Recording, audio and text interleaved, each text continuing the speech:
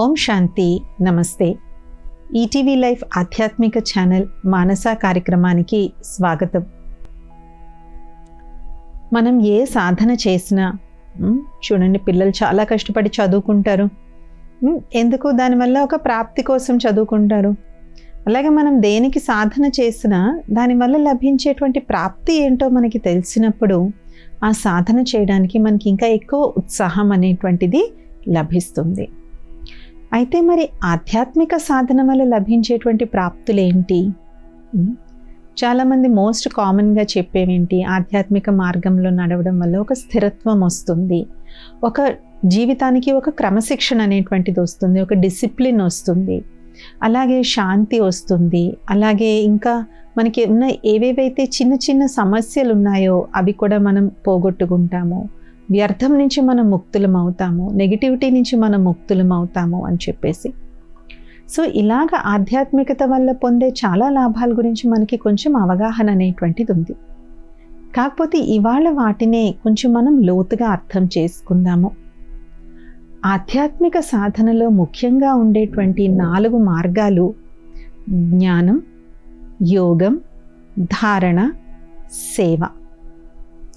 జ్ఞానమార్జన, దాన్నే మనం జ్ఞానయోగం అని అంటాము. రాజయోగ సాధన. ధారణ అంటే మన జీవించే విధానం ఆధ్యాత్మిక సూత్రాల అనుసారంగా జీవించడం. 4 సేవ అంటే కర్మయోగం. కాబట్టి ఈ విధంగా జ్ఞానం, యోగం, ధారణ, సేవ ఈ 4 చేయడం వల్ల మనం ఒక ఆధ్యాత్మిక స్వరూపంగా మారతాం. We become an embodiment of spirituality. మరి ఈ 4 సాధనల వల్ల దేనివల్ల ఏ ప్రాప్తి అనేటువంటిది లభిస్తుంది? జ్ఞానం యొక్క సాధన వల్ల లభించేటువంటిది ముక్తి, జీవన్ముక్తి. ఎప్పటి వరకు అయితే మనకి ముక్తి, జీవన్ముక్తికి వెళ్ళడానికి జ్ఞానం లభించదో దాంట్లోకి మనం ఎలా వెళ్తాము? మనం వెళ్ళలేకపోతాము. కాబట్టి జ్ఞానం మనం ఎంతెంతైతే మనం సాధిస్తూ ఉంటామో, ఒకటి ముక్తి అంటే ఫైనల్గా ఆత్మ తన కర్మ లెక్కాచారాన్ని అంతా కూడా సమాప్తం చేసేసుకుని ఇంటికి వెళ్ళిపోవడం. కానీ దానితో పాటు జీవన్ముక్తి అంటే జీవితం జీవిస్తూ కూడా ముక్తి స్థితి. దేని నుంచి ముక్తి? వికారాల నుంచి ముక్తి, వ్యర్థం నుంచి ముక్తి, అనవసరమైనటువంటి జంజాటాల నుంచి ముక్తి, మనస్తాపం నుంచి ముక్తి.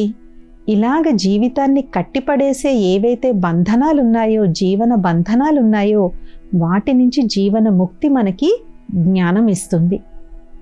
మీరు అడగచ్చు, అదెలాగ సిస్టర్ అని చెప్పి. జ్ఞానంలో మనం నేర్చుకునేటువంటి మొట్టమొదటి విషయం ఏంటంటే, నువ్వు ఈ దేహానివి కాదు, దేహాన్ని నడిపించేటువంటి ఒక చైతన్య శక్తి ఆత్మవి.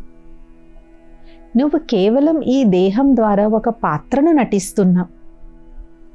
చూడండి, చిన్నపిల్లల్ని ఒక్కొక్కసారి భయపెట్టడానికి మనం బూచాడొచ్చాడు అంటాడు. అది వినే పిల్లలు భయపడతారు. కానీ కొంచెం పెద్దయ్యి వాళ్ళ జ్ఞానం వచ్చిన తర్వాత మనం అలాగే భయపెట్టాలనుకో, అప్పుడు వాళ్ళు ఏమంటారు? నేను ఇంకా ఏమన్నా చిన్నపిల్లోడినా, నువ్వు ఊరికే బూచాడొచ్చావంటే భయపడడానికి, అది నువ్వు ఓన్లీ కనిపించిన కథను నాకు తెలుసులే అని భయపడడం మానేస్తారు. అదేవిధంగా మనం ఆత్మ ఈ దేహం ధరించి పాత్ర నటిస్తున్నప్పుడు ఈ జీవితం అనేటువంటి నాటకంలో అనేక రకాల పరిస్థితులు వస్తాయి. కొన్ని ఆనందాన్ని ఇచ్చేటువంటివి వస్తాయి, కొన్ని దుఃఖాన్ని తెచ్చే వస్తాయి, కొన్ని మనసును ప్రశాంతంగా చేసే వస్తాయి, కొన్ని మనసును కకలావికలం చేసే వస్తాయి. కానీ ఎంతెంతైతే మనకి కేవలం ఇదొక నాటకం, నేను ఈ నాటకంలో ఒక పాత్రధారిని, నేను అనేక జన్మలుగా చేసుకున్నటువంటి కర్మల అనుసారంగా నాకు ఈ దేహం లభించింది, ఈ సంబంధీకులు లభించారు, ఈ పాత్ర లభించింది, దీన్ని నేను ఒక వ్యవధి వరకు నేను నటించి తర్వాత నేను ఈ దేహత్యాగం చేసి ఇంకొక దేహంలోకి నేను వెళ్ళిపోతాను అనేటువంటి ఈ సంపూర్ణ కర్మల గుహ్యగతి గురించి మనకు అర్థమైనప్పుడు మనకి నిశ్చింతత అనేటువంటిది వస్తుంది. అలాగే ఎప్పుడైతే నేను ఆత్మను, అమరమైనటువంటి శక్తిని అని తెలిసినప్పుడు మృత్యువనే భయం అనే బంధనం నుంచి మనం దూరం అయిపోతాం. నాకు చావు లేదు, కేవలం నేను వస్త్రాన్ని మార్చుకుంటాను మాత్రమే. ఇది ఎప్పుడైతే మనకు అర్థమయ్యే అవగాహన అనేటువంటిది వస్తుందో అప్పుడు మనకి మృత్యు అంటే భయం పోతుంది. ఇంకా మృత్యు అంటే భయం పోయిన వ్యక్తికి దేని మీద భయం ఉంటుంది? దేని మీద భయం ఉండదు. కాబట్టి జీవన్ముక్తి అంటే ఏవైతే మనం రకరకాల బంధనాలు, అలాగే ఈ వికారాలు అనేటువంటివి నాకు దుఃఖమే ఇస్తాయి. కామ, క్రోధ, లోభ, మోహ, అహంకారాలు ఈ 5 నాకు తాత్కాలికంగా సుఖాన్ని ఇస్తాయి, కానీ నాకు శాశ్వతమైనటువంటి దుఃఖాన్ని ఇస్తాయి అనేటువంటి ఆధ్యాత్మిక జ్ఞానం తెలుసుకున్నప్పుడు వాటి యొక్క ప్రలోభాల నుంచి మనం బయటపడడానికి పూర్తిగా మనం కృషి చేస్తాం. కాబట్టి జ్ఞానం అనేటువంటిది మన 3వ నేత్రాన్ని, మన మనోనేత్రాన్ని, మన దివ్య నేత్రాన్ని తెరిచి స్థూల కళ్ళకి కూడా కనిపించినటువంటి విషయాలను మనం ఈ మనోనేత్రం ద్వారా, జ్ఞాననేత్రం ద్వారా చూడగలుగుతాము. అలాగే ఎందులో అయితే మనకి చెడు అని కనిపిస్తుందో అందులో కూడా మంచే ఉంది అనేటువంటి అవగాహన మనకి కలిగినప్పుడు ఆ మంచి మనకి వెంటనే కనిపించకపోయినా మెల్లమెల్లగా అన్నా కనిపిస్తుంది. కాబట్టి ఈ విధం వల్ల, జ్ఞానం వల్ల మనకి జీవన బంధన నుంచి మనం జీవన ముక్త స్థితికి, అలాగే అన్ని కర్మ లెక్కాచారాలని మనం చుట్టూ చేసుకుని ఇంటికి అయినటువంటి మన బ్రహ్మాండమైనటువంటి పరంధామానికి, ముక్తిలోకి వెళ్ళడానికి కావలసినటువంటి మార్గం కూడా లభిస్తుంది. 2వ ఆధ్యాత్మిక సాధన యోగము. యోగములో ఎప్పుడైతే ఆత్మ సర్వశక్తివంతుడైనటువంటి ఆ పరమాత్మతో సంబంధం జోడించుకుంటుందో దాంట్లో సర్వశక్తులు అనేటువంటి ఖజానాలు వస్తాయి. ఏంటా శక్తులు? గాల్లో నడవడం, నీళ్ల మీద నడవడం కాదు. సహన శక్తి, దృఢ సంకల్పం యొక్క శక్తి, నిర్ణయ శక్తి, పరిశీలన శక్తి, మనల్ని మనం నిగ్రహించుకోగలిగేటువంటి కంట్రోలింగ్ పవర్ అంటే నిగ్రహించుకునేటువంటి శక్తి, ఇముడ్చుకుని సర్దుకుపోయేటువంటి శక్తి, అలాగే ఏకాగ్రతా శక్తి, పవిత్రతా శక్తి, ఇలాగ అనేక ఆధ్యాత్మిక శక్తులన్నీ కూడా మనకి యోగం అంటే ధ్యానం వల్ల లభిస్తాయి. ఎందుకంటే వీటన్నిటికీ కూడా మూల ఆధారమైనటువంటి వాడు ఆ పరమాత్ముడు, ఈశ్వరుడు, సర్వేశ్వరుడు. యోగంలో ఎప్పుడైతే మనం ఆ సర్వేశ్వరుడితో ఎప్పుడైతే మనం ధ్యానం కుదుర్చుకుంటామో, ఎలాగైతే మనము కరెంటు కనెక్షన్ కరెక్ట్గా ఇస్తే సరిపోతుంది, లైటు, ఫ్యాను వాటంతట అవి తిరుగుతాయి. అలాగ మనం యోగంలో పరమాత్మతో కనెక్షన్ కరెక్ట్గా కుదుర్చుకుంటే చాలు, వారి నుంచి ఈ శక్తులనేటువంటి కరెంట్ ఆటోమేటిక్గా మనలోకి ప్రవేశిస్తుంది. దాన్నే అంటారు ఆజ్ఞాచక్రం, సహస్రార చక్రం గుండా శక్తి అనేటువంటిది లభించడం. ఆజ్ఞాచక్రం మేల్కోవడం, సహస్రార చక్రం మేల్కోవడం అంటారు. ఆజ్ఞాచక్రం అంటే ఇక్కడ ఉంటుంది, సహస్రార చక్రం ఇక్కడ ఉంటుంది. ఎంతెంతైతే మనం జ్ఞాన సాధన, ఆధ్యాత్మికంగా యోగ సాధన చేస్తూ ఉంటామో ఈ పైన ఉన్నటువంటి ఈ 2 చక్రాలు అంతంతగా తెరుచుకుంటాయి. ఎంతెంతైతే ఆజ్ఞాచక్రము, సహస్రార చక్రం ఇవి ఎంతెంతగా తెరుచుకుని ఉంటాయో అంతంతగా మనం పరమాత్మని యొక్క శక్తిని మనం తీసుకోగలం. కాబట్టి యోగం ద్వారా లభించేటువంటివి సర్వశక్తులు. 3వది ధారణ. ఆధ్యాత్మిక దినచర్య చాలా నియమ నిబంధనలతో ఉన్నట్టు, చాలా కట్టడి చేసినట్టు, చాలా బంధించినట్టుగా అనిపిస్తుంది. కానీ ఆ బంధనలోనే నిజమైన స్వాతంత్రం ఉంది. చూడండి, నాకు ఇష్టం వచ్చినట్టు నేను మందు తాగొచ్చు, ఇష్టం వచ్చినట్టు నేను సిగరెట్ తాగొచ్చు అనుకుంటాం. కరెక్టే, బయటికి మీరు చాలా స్వేచ్ఛాయుతంగా కనిపిస్తున్నారు, కానీ లోపల మీరు ఆ మందుకి, సిగరెట్కి జీవితాంతం బానిసలాగా ఉన్నారు. కానీ ఆధ్యాత్మిక మార్గంలో నడిచేటప్పుడు బయటకు అన్ని బంధనాల్లా కనిపించవచ్చు, కానీ లోపల సర్వ వ్యసనాల నుంచి, సర్వ వికారాల నుంచి, సర్వ వికర్మల నుంచి, భోగాల మీద ఉన్నటువంటి ఆకర్షణ నుంచి మనం స్వాతంత్రులైపోతాం. కాబట్టి ధారణ వల్ల మనకి లభించేటువంటిది ఏంటి అంటే నిజమైన స్వాతంత్రం. అలాగే మన జీవితానికి ఒక ధ్యేయం అనేటువంటిది లభిస్తుంది. ధ్యేయం లేకుండా ఏదో ఉదయం లేసాం, వండుకున్నాం, తిన్నాం, పడుకున్నాం, కాసేపు ఏదో సెల్ చూసుకున్నాం, అయిపోయింది, పడుకున్నాము అని ఆ జీవితం అనేటువంటిది ఎలాగుంటుంది? ఏదో గడిచిపోతుంది అని చెప్పేసి. కానీ ఆధ్యాత్మిక ధారణలో ఉన్నటువంటి వ్యక్తి యొక్క జీవితానికి ఒక ఉద్దేశం ఉంటుంది, ఒక లక్ష్యం ఉంటుంది, ఒక మార్గం ఉంటుంది, ఒక గమ్యం అనేటువంటిది ఉంటుంది. నా జీవితంతో నేను ఏదో ఒకటి గొప్పది సాధిస్తున్నాను అనేటువంటి తీవ్రమైనటువంటి ఆత్మ సంతృప్తి ఉంటుంది. దాన్ని ఎంత ధనంతోనో కూడా మనం కొనలేం. మన ఆధ్యాత్మిక దినచర్య, మనలో వచ్చినటువంటి మార్పు చూడండి. ఒక వ్యక్తి ఎవరైనా మంచి క్రోధిగా ఉన్నారనుకోండి, ఆధ్యాత్మిక ధారణల వల్ల వాళ్ళ క్రోధం తగ్గి వాళ్ళు శాంతమూర్తులుగా అయిపోయారనుకోండి, దానికి మించిన వరమేముంటుంది? ఒకసారి ఒక హాస్పిటల్కి వెళ్ళడం జరిగింది. అక్కడ ఒక డాక్టర్ గారికి చాలా కోపం ఉండేదన్నమాట. ఆయనకి ఎంత కోపం ఉండేది అంటే వాళ్ళ హాస్పిటల్ తాలూకు డీన్, సూపరింటెండెంట్ కూడా ఆయనతో మాట్లాడడానికి భయపడేటువంటి వారు. అయితే ఆయన గమనించుకున్నారు, నాకు కోపం చాలా ఎక్కువ వస్తుంది, అసలు అంటే నేను ఒక ఏకాకిని అయిపోతున్నాను, నేను ఈ కోపాన్ని తగ్గించుకోవాలి అని మెల్లమెల్లగా వారి ఆధ్యాత్మిక మార్గంలో నడుస్తూ, ఆధ్యాత్మిక సాధన చేస్తూ, రాజయోగ సాధన చేస్తూ వారి యొక్క కోపాన్ని చాలా తగ్గించుకున్నారు. ఎంత తగ్గించుకున్నారు అంటే ఆయన మమ్మల్ని పిలిచి వాళ్ళ డిపార్ట్మెంట్లో వాళ్ళ స్టాఫ్కి అందరికీ కూడా మెడిటేషన్ చెప్పారు. చెప్పినప్పుడు ఒక సిస్టర్, ఆయన దగ్గర పనిచేసే ఒక నర్స్ అన్నారనమాట, సిస్టర్ అసలు మా సారుని చూస్తే ఈయన ఇంతకుముందు సారేనా అని మాకు అనిపిస్తుంది. అసలు ఒకప్పుడు మా హాస్పిటల్కి రావాలంటే మేము భయపడిపోయే వాళ్ళము, అమ్మో సార్ దగ్గర వాళ్ళు ఎలా ఉంటుందో అని. కానీ ఇప్పుడు మాకు మా సార్ దగ్గరికి వెళ్ళాలని అనిపిస్తుంది.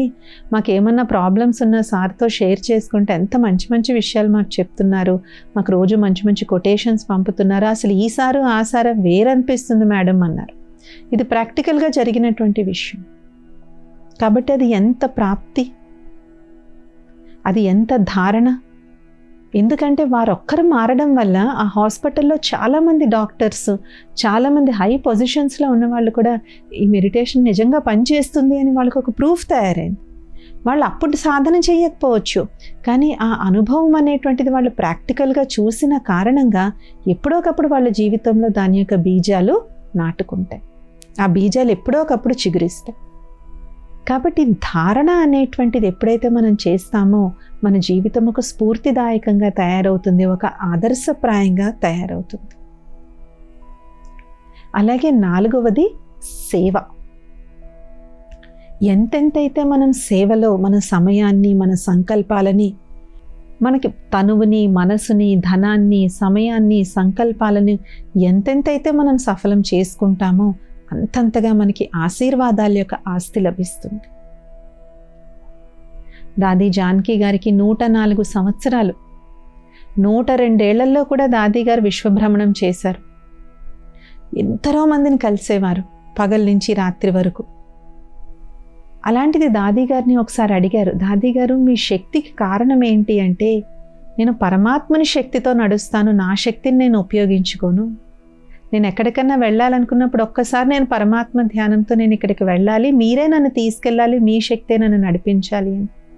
సో డబుల్ ఇంజిన్ అయిన పరమాత్మని యొక్క శక్తితో నేను నడుస్తాను అని చెప్పారు.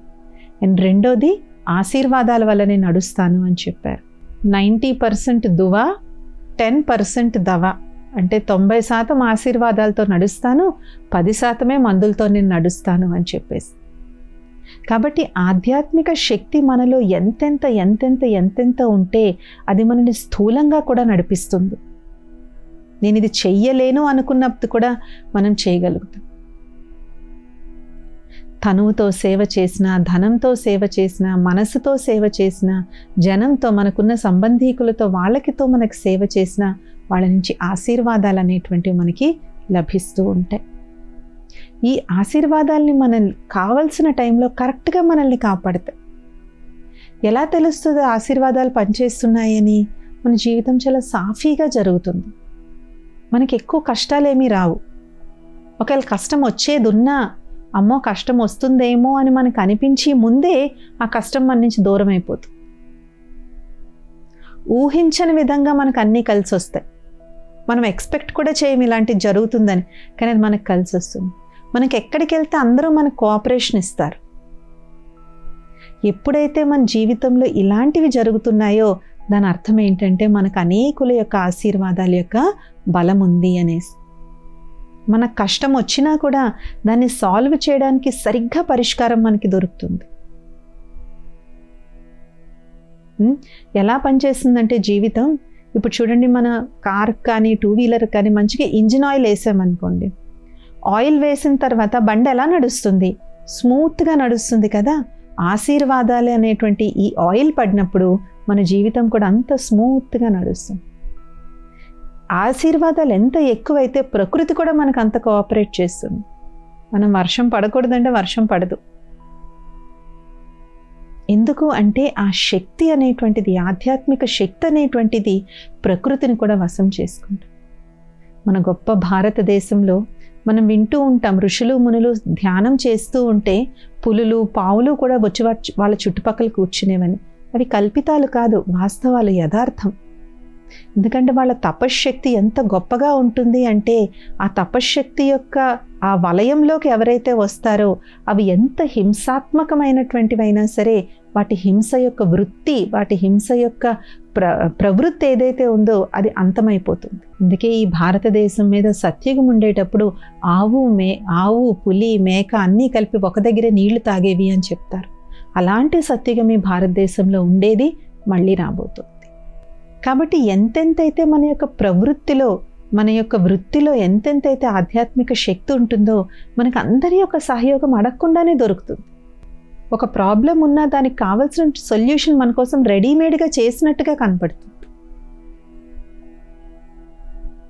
ఒక్కొక్కసారి ఎంతో ధనం వల్ల కూడా సాల్వ్ కాని ప్రాబ్లమ్స్ ఆశీర్వాదాల యొక్క బలం వల్ల సాల్వ్ అవుతాయి. కాబట్టి ఆధ్యాత్మిక సాధనలో జ్ఞానం, యోగం, ధారణ, సేవ అనేటువంటి ఈ 4 సాధనాల వల్ల తెచ్చేటువంటి ప్రాప్తులు అనేటువంటివి కనిపించినటువంటి ప్రాప్తులు. అలాగే ఏవైతే మనలో వికారాలు అనేటువంటి బంధనాలు ఏవైతే ఉంటాయో వాటి నుంచి కూడా మనం ముక్తులవుతాం. మరి సాధన ఎలా చేయాలి? ఈ ప్రాప్తులు దొరకాలి అంటే ఈ సాధన ఎలా చేయాలి? దీనికోసం మనం పెద్దగా కష్టపడాల్సినటువంటి అవసరం లేదు. ఏదో చాలా చాలా పెద్దగా ఊహించుకోవాల్సినటువంటి అవసరం కూడా లేదు. ఏదైతే సింపుల్ స్పిరిచువల్ లైఫ్ స్టైల్ ఉందో, అమృత వేళలో లెగిసి ధ్యానం చేయడం, తర్వాత ఆధ్యాత్మిక ప్రవచనాలు వినడం, తర్వాత కర్మయోగం, మనం ఏ జాబో, బిజినెస్సో, షాపో, హాస్పిటలో, ఆఫీసో, ఎక్కడ మనం ఉద్యోగం చేస్తే అక్కడికి వెళ్ళినప్పుడు మధ్య మధ్యలో కాసేపు ఒక్కొక్క నిమిషం ప్రతి గంటకి 1 నిమిషం కాసేపు ఏకాంతంలో ఆధ్యాత్మిక విషయాలు తలుచుకుంటూ పరమాత్మని ధ్యానంలో ఒక్కొక్క నిమిషం గడిపితే చాలు. అలాగే సాయంత్రం పడుకునేటప్పుడు కాసేపు ధ్యానం చేసుకోవడం. తినేటువంటి ఆహారం సాత్వికమైనటువంటి ఆహారం. ఎంతెంత మన ఆహారం సాత్వికంగా ఉంటుందో మనలో ఆ సాత్విక శక్తి అనేటువంటిది అంతగా పెరుగుతూ ఉంటుంది. వ్యర్థం మాట్లాడకపోవడం, వ్యర్థం వినకపోవడం, వ్యర్థం ప్రచారం చేయకపోవడం, ఇలాంటి చాలా చిన్న చిన్న మార్పులు, సిద్ధాంతాలని కానీ మనం మన జీవితంలో అవలంబించుకున్నట్లయితే ఆధ్యాత్మిక సంపాదన అనేటువంటిది మనం చేసుకుంటాం. ఇంకొక అదృష్టం ఏంటంటే ఈ ఒక్క సంపాదనే మనతో అనేక జన్మలు వస్తుంది. కొంతమందిని చూస్తే అనిపిస్తుంది వీళ్ళు ఇన్ని తప్పులు చేస్తారే, వీళ్ళు ఎంత హాయిగా ఎలా ఉన్నారు అంటే అది క్రితం జన్మల తాలూకా వాళ్ళ సంపాదన యొక్క ఫలితం. ఈ జన్మలో వాళ్ళకి లభించిన సాంగత్యం అవ్వచ్చు, పరివారం అవ్వచ్చు, లేదంటే అనేక ఆకర్షణలకు ప్రభావితం అయిపోయి ఈ జన్మలో వాళ్ళు చెడు పనులు చేస్తున్నట్టుగా అనిపించవచ్చు. కానీ వాళ్ళు ఇప్పుడు అనుభవిస్తున్నటువంటిదంతా క్రిందటి జన్మల్లో వాళ్ళు చేసుకున్నటువంటి పుణ్యానికి ఫలితం.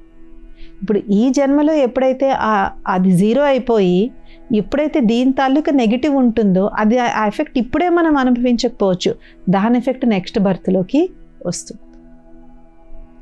అందుకనే మన జననం, మరణం రెండూ మన చేతిలో ఉండవు. అవి వెరీ డీప్లీ కనెక్టెడ్ విత్ కర్మ ఫిలాసఫీ. మనకి ఎవరెవరితో మనకి రుణానుబంధం ఉందో వాళ్ళతో రుణం ఉన్నంత వరకు ఆత్మ శరీరం వదిలి వెళ్ళదు. మనం చూస్తూ ఉంటాం ఒక్కొక్కసారి మన ఇంట్లలో చాలా వృద్ధులు ఉంటారు. ఒక పలానా మనవడో, ఒక పలానా మనవరాలో, లేదంటే కొడుకో కూతురో ఎవరో వాళ్ళు వచ్చేంత వరకు ఆత్మ దేహం వదిలి వెళ్ళదు. అలాగే మనం ఎవరి దగ్గర మనం జన్మ తీసుకుంటామో అది కూడా ఈ జన్మలో మనకి మిగిలిపోయిన బ్యాలెన్స్, ఈ సంపాదనలో మనం ఎంత బ్యాలెన్స్ మిగుల్చుకుంటే దాన్ని బట్టి మన ఆత్మ నెక్స్ట్ బర్త్లో ఆ జన్మకి ఆ పలానా ప్రదేశానికి వెళ్తుంది. అలాంటి తల్లిదండ్రులు, అలాంటి కుటుంబం, అలాంటి పరివారం, అలాంటి దేశం, అలాంటి ప్రాంతాల్లో జన్మలు తీసుకుంటారు. కాబట్టి ఈ మొత్తం దీన్ని అర్థం చేసుకోవడమే ఆధ్యాత్మిక జ్ఞానం. ఎప్పుడైతే ఆధ్యాత్మిక జ్ఞానం అర్థమవుతుందో మనకి ఎందుకు, ఏమిటి, ఎలాగా అనేటువంటి ప్రశ్నలు ఉండవు. ఎందుకంటే ప్రశ్నలే అన్నిటికన్నా ఎక్కువ బాధిస్తాయి. సమాధానం ఎంత బాధాకరమైందన్నా మనం యాక్సెప్ట్ చేస్తాం, కానీ సమాధానం దొరకనంత వరకు ప్రశ్నలు ప్రశ్నలు ప్రశ్నలు ప్రశ్నల్లో మనం కొట్టుమిట్లాడుతూ ఉంటాం. కాబట్టి ఎప్పుడైతే మనకి ఆధ్యాత్మిక జ్ఞానం అర్థమైందో ఆ ప్రశ్నలు అనేటువంటి వలయం నుంచి కూడా మనం ముక్తులైపోయి జీవన్ముక్తిలోకి మనం వెళ్ళిపోతాం. అలాగే యోగం వల్ల లభించేటువంటి సర్వశక్తుల వల్ల మనం ఎవ్వరెదురుగుండా దేహి అని చెయ్యి చాచాల్సిన అవసరం ఉండదు. అంటే కేవలం ధనం కోసం చేయి చాచడం కాదు, నన్ను ప్రేమించాలి, నన్ను గౌరవించాలి, నన్ను పట్టించుకోవాలి, నన్ను మాట్లాడాలి, ఇదంతా కూడా ఒక రకమైన భిక్షాటనే. కాకపోతే ఇది అలా కనిపించదు. కానీ ఎప్పుడైతే యోగం వల్ల ఆత్మ సంపూర్ణ శక్తివంతంగా ఉంటుందో అది ఇచ్చేదిలా ఉంటుంది, కానీ తీసుకునేదిలాగా ఉండదు. అందుకే దేవతల చేతులు ఎప్పుడు ఇలాగే ఉంటాయి. దేనే వాళ్ళ దేవత, ఇచ్చేవాళ్ళు దేవతలు అంటారు. ఆ శక్తులు ఎప్పుడైతే మనకి లభిస్తాయో మనమే ఇంకొకరికి ఇచ్చేవాళ్ళుగా ఉంటాం. అంతే తప్ప మనం ఎవరి నుంచి దేహి దేహి అని ఆశించే వాళ్ళలాగా ఈ 100% ఎక్స్పెక్టేషన్స్ అంటే ఏంటి? ఒక రకమైనటువంటి దేహి అని ప్రాధేయపడ్డమే కదా. నువ్వు నాకు అది ఇవ్వు, ఇది ఇవ్వు, అది ఇవ్వు, ఇది డబ్బు కాదు, కానీ ఇంకా సూక్ష్మమైనటువంటి. కాబట్టి ఎప్పుడైతే ఆ శక్తి సంపన్నంగా మనం తయారవుతామో మనం ఇచ్చే వాళ్ళ కింద తయారవుతాం. అలాగే సేవ, భగవంతుడి సేవ చేయడానికి అనేక మార్గాలు అనేటువంటివి ఉన్నాయి. స్థూలంగానే వెళ్ళి చాలామంది మా సేవ చేయలేకపోయారు. మనసుతో సేవ చేయొచ్చు. మనసుతో ఎప్పుడూ శుభభావన, శుభకామన ఉంచుకోవడం కన్నా గొప్ప సేవ ఈ ప్రపంచంలో ఇంకోటి లేదు. బయటికి స్థూలంగా మనం ఎన్ని మంచి పనులు చేసినా మన మనసులో సత్యత లేకపోతే దాని యొక్క ఫలితం మనకు ఆశించినంత లభించదు. 100% లభించాల్సింది 50% లభిస్తుంది. కానీ ఎప్పుడైతే మన మనసులో ఏవైతే ఆలోచనలు, మన మనసు ఎప్పుడైతే శక్తివంతంగా ఉంటుందో అప్పుడు ఏమవుతుంది? మన మనసుతో ఏదైతే సేవ చేస్తామో ఆ మనసుతో చేసేటువంటి సేవ మనకి మనశ్శాంతిని అనేటువంటిది తీసుకొని వస్తుంది. కాబట్టి ఆధ్యాత్మిక సాధన వల్ల ప్రాప్తులు ఏంటి అని ఎవరన్నా అడిగితే చెప్పండి, ఇవి కంటికి కనిపించినటువంటివి, మేము మా జీవితంలో నిత్యం అనుభూతి చేసేటువంటివి, అనుభవం చేసేటువంటివి. ఈ కాలంలో చూడండి, గొప్ప గొప్ప ధనికులు, పెద్ద పెద్ద పొజిషన్స్లో ఉన్నటువంటి వాళ్ళు కూడా ఎన్నో ఆధ్యాత్మిక సంస్థలకు వెళ్తున్నారు. ఎందుకంటే దీని యొక్క బెనిఫిట్, దీంట్లో లభించేది మాకు అక్కడ లభించదు అనేటువంటి ఒక పక్కా అవగాహన ఇప్పుడు సమాజంలో లభిస్తుంది. కాబట్టి అందుకే ఆధ్యాత్మిక సాధన వల్ల ప్రాప్తులు ఈ ఒక్క జన్మకే కాకుండా అనేక జన్మలకి లభిస్తాయి. ఇది ఇవాల్టి మానస కార్యక్రమం. వచ్చే మానసాలో ఇంకొన్ని అంశాలతో కలుద్దాం. ఓం శాంతి. నమస్తే.